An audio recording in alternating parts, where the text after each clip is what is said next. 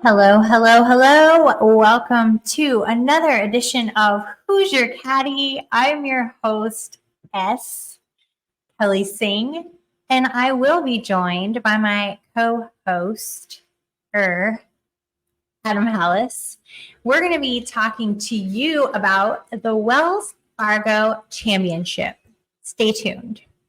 Maybe. Yes.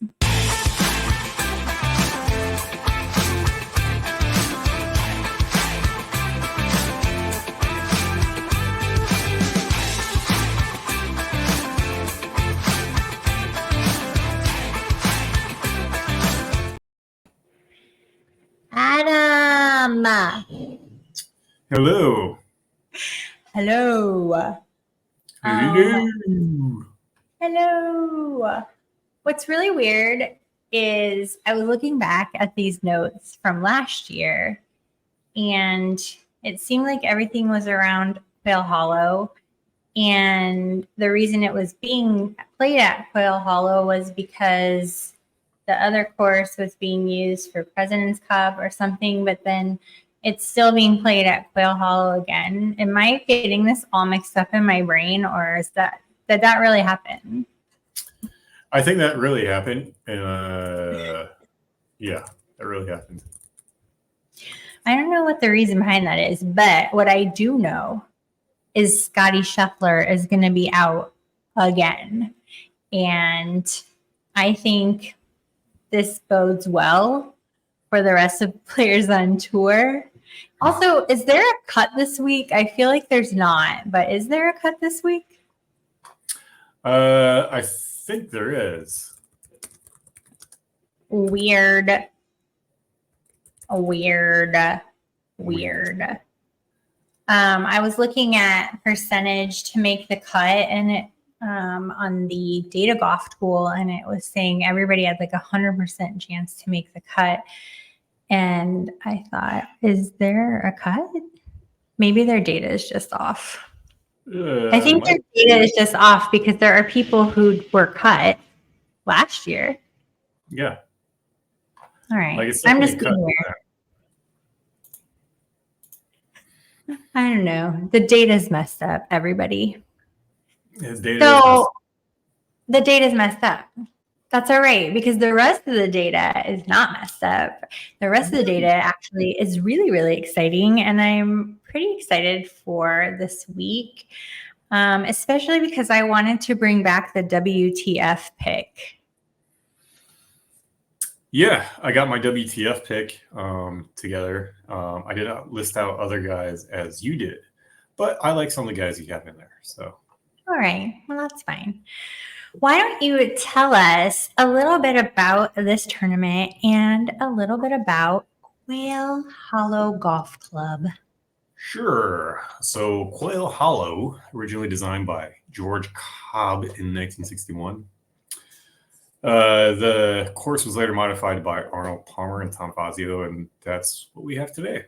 So the course you see this week, Thursday, Friday, Saturday, Sunday, will be what has been touched by Arnold Palmer and Tom Fazio. It's a long course. It's a 7,600-yard course offering a par 71 test with varying terrain. It features challenging par 4s, some par 5s with rolling fairways, and you're going to be accurate on your second shot.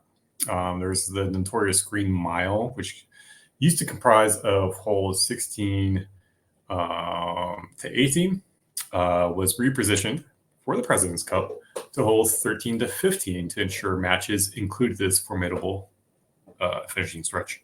Because the President's Cup, if you remember, is match play, so they can door me into the last half of the 9, which means you don't play. It's feasibly, mathematically impossible to catch up, and so that's what they call a dormy going into the last hole, and then they just walk off the course. The 14th hole is a par 4. It's particularly known for risk-reward design. It can either grant birdies or result in huge bogeys. There's no in between. The average green size is slightly smaller than the PGA Tour average. I mean, the average square feet is about 6,500. PGA Tour is 6,600. So you're not missing much there. But there's still a lot of stuff that these greens are surrounded by. So like sand, you got some water. It's a tough course. And now the cut holes or the cut scores have been anywhere from like +3 down to, I think last year was -1. It could be anybody's game this week. We'll see how it goes. Could be anyone's game, especially as we mentioned, since Scotty Scheffler is still out this week. But what I liked looking at as I was choosing players for my core and looking at players who have done fairly well here before is it's not all the same crowd necessarily, at least the ones I was looking at. I haven't actually scrolled to see. Okay.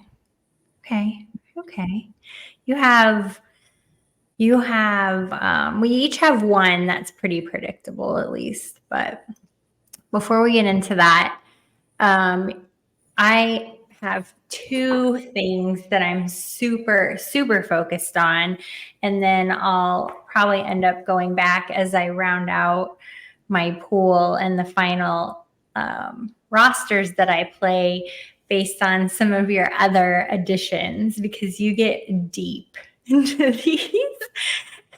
But I'm looking at approach and distance, heavily focused on distance off the tee. We're going to need a guy that can hit a little bit further than the average golfer, and we're going to need a guy with a better approach than the average golfer. But all around, they're pretty much going to be using every tool in their toolbox in order to conquer Quail Hollow. What else are you looking at? Well, I'm looking at accuracy. So the fairways aren't as wide as they were last week at the Birdie Fest. Quail Hollow has some pretty tight fairways in Bermuda rough. So there's going to be, I would say, a slight penalty if you miss the fairway. I am also looking at driving distance, like the holes I talked about in 14. Those people that tend to be a little bit more aggressive off the tee and have the skill set to do so, typically fare better at that.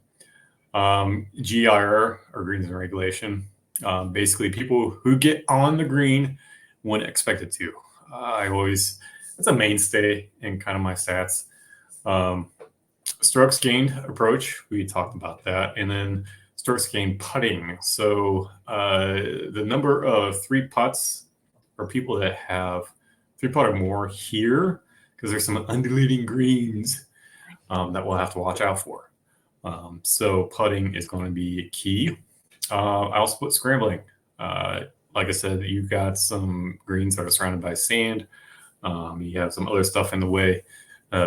Somebody that can recover a little bit better once they've hit an errant shot would be good.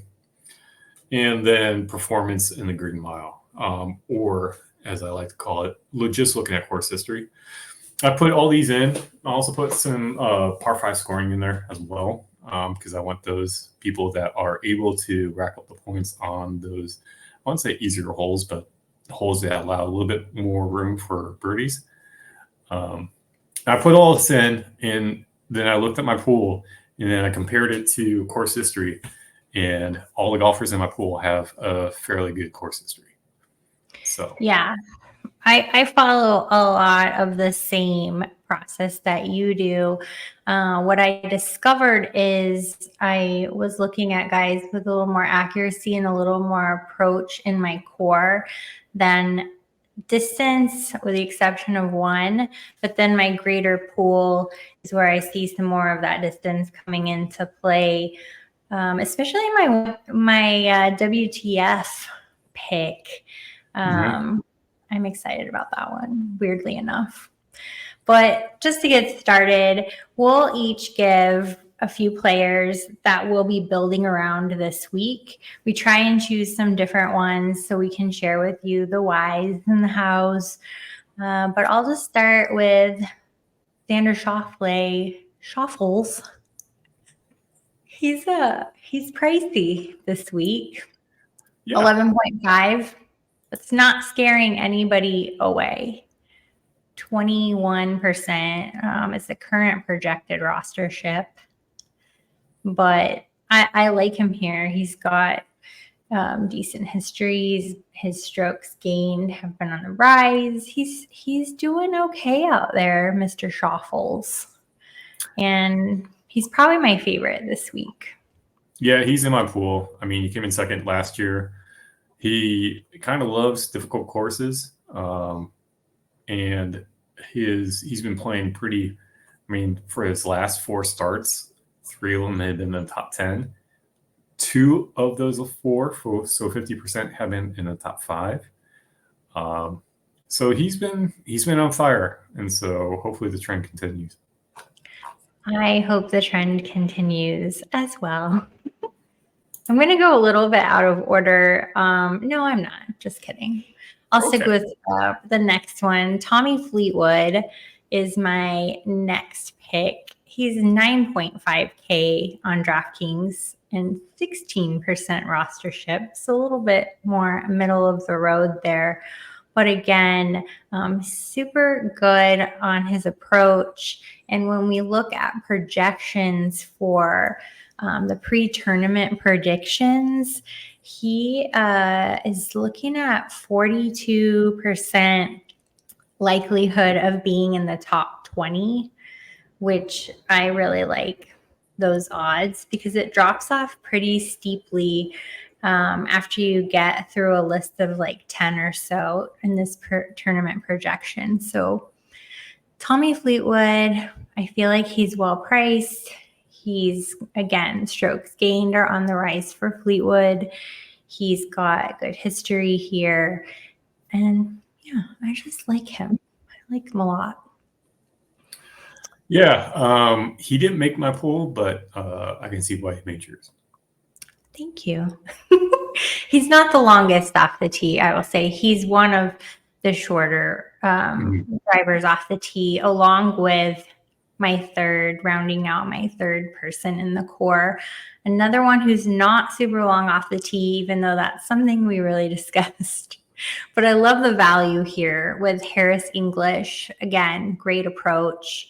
He's going to play a little bit of what you like to call old man golf, I feel like. But 7.4K on DraftKings, and yet still 11% of managers are rostering Harris English, and that is not by mistake.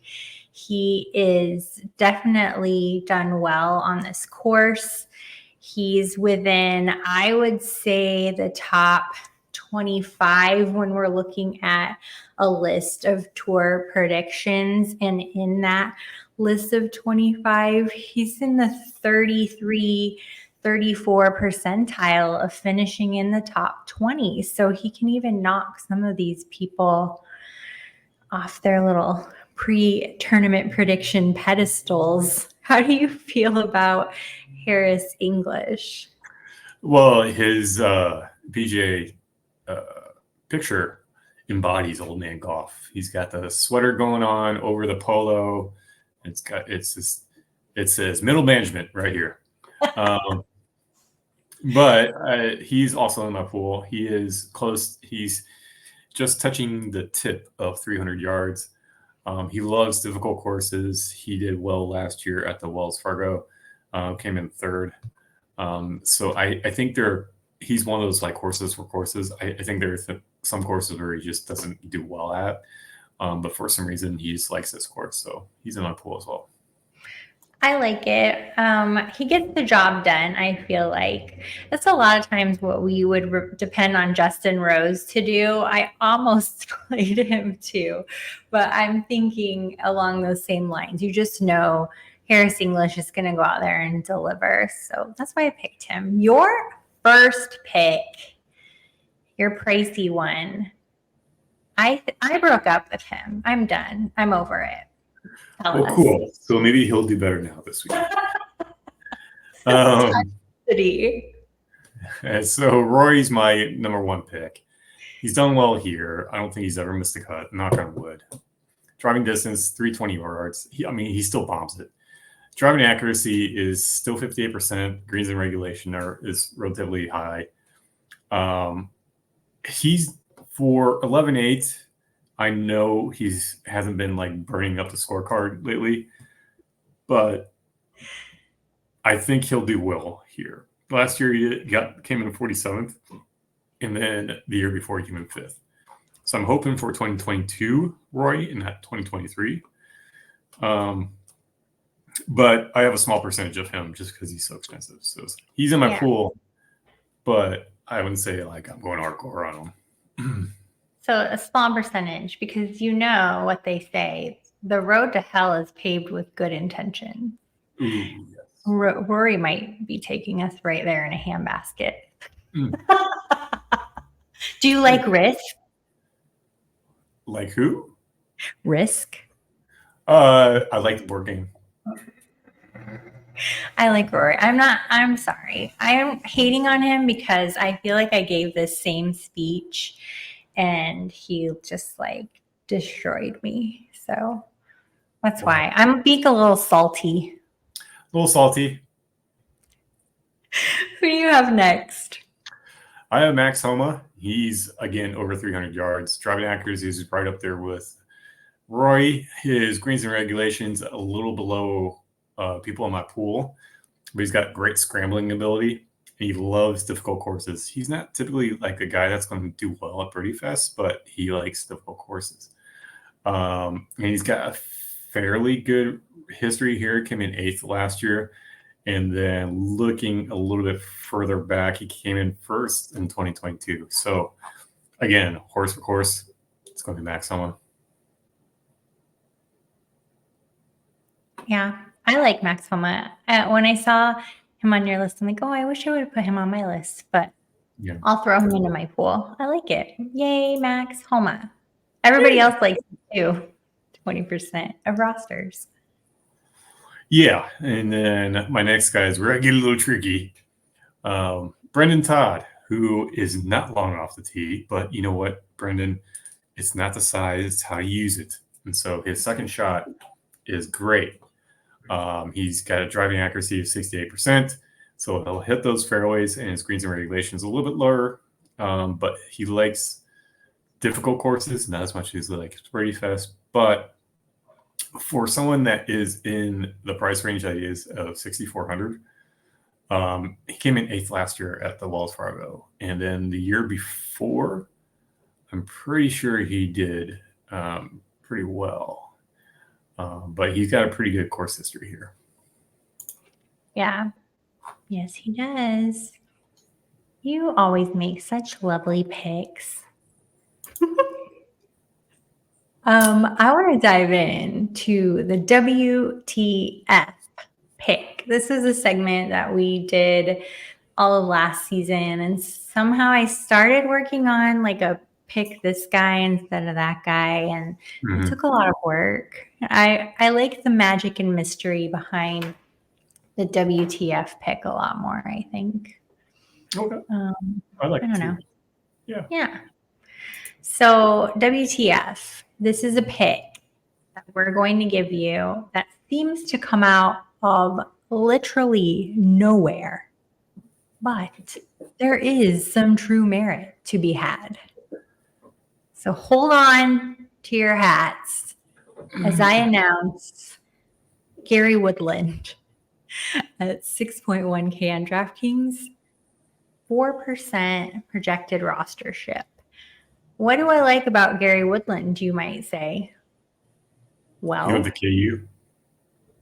He went to KU. His strokes gained are on the rise. There's that. So he's not like playing poorly. He's about total 1 stroke gained total right now, which is nothing to sneeze at. But last year he came in 14th, and the year before that he came in 5th. So he's got some good history here. He withdrew the year before that, so we can't really count that too much.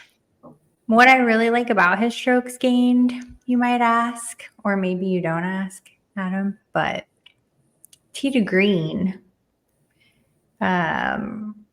he's looking at 3 strokes gained. And actually, I made a mistake. He's over 2 total strokes gained. I made a mistake there, but he's very strong tee to green. So that's something we're really going to need this week. Off the tee, he's also decently strong. His approach is decently strong. Where we start to fall apart is putting. That is going to be the Achilles heel of the scary Woodland pick. But otherwise, he's going to get there, and he's really, really inexpensive. And 4% rostership, that means there are some other people who are on Gary Woodland. Otherwise, it would be more like 1 to 2 or 3%. So once you get over like that 3% marks, there's people that are like looking at that. And that is my WTF pick of the week. My WTF is Mr. Denny McCarthy. Tell us. And Denny McCarthy is coming in at 7,300.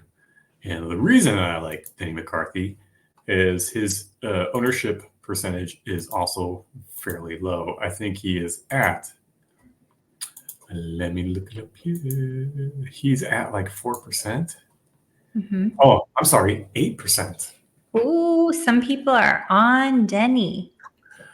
Yeah, and so I think the reason people are on Denny is he does well at difficult courses. He's not long off the tee, but he's got a lot of accuracy. He does okay in greens and regulation, but he's a pretty good putter. For his last 5, he's been getting 4 strokes putting. Tee to green, he's average. Shots gained total for his last 5 have been around 4. Off the tee, it's not the best, but I think his also scramble ability has been pretty good. So I think at 7,300, he'll do the job. He can fill out your roster, so you can put a lot of those expensive guys in there. Yeah. You got to have some garbage time, guys. It's a basketball term. I mean, it's kind of an everyday term. Like NFL uses it, NBA. I just made it up for this. We'll pretend it works. It works right now. Works right now. I like it. Good reasoning. And I think it's good when we start to see some of these more obscure picks gain a little traction because it feels like we're on the right track. Yeah. Some of the other guys I was looking at this week, it's mostly a combination of course history. And yeah, I like JT this week. Justin Thomas, for those who don't follow nicknames. Keegan Bradley, weirdly enough, I like this week. Stefan Jaeger, I was back and forth on. He's had a little trouble, slipped a little in his strokes gained, but he's not terrible on this course. So I threw him in there because he's also pretty affordable. Seamus Power, I found to be really interesting this week, along with Victor Hovland, who's always a fan fave. I always think of him along the same lines as a Max Homa. But Corey Connors is the longest I have off the tee out of those guys, and he's been playing well this season. Yeah, I have JT and Corey also in my pool. I don't know Keeks, Jaeger, or Power. I almost put Hovland in there, but he needs to figure something out. Something's he's got the yips. He's just got to figure something out. Yeah, I was back and forth on it, but I thought if there was a tournament that you might feel comfortable coming back and not having the yips, this could be it.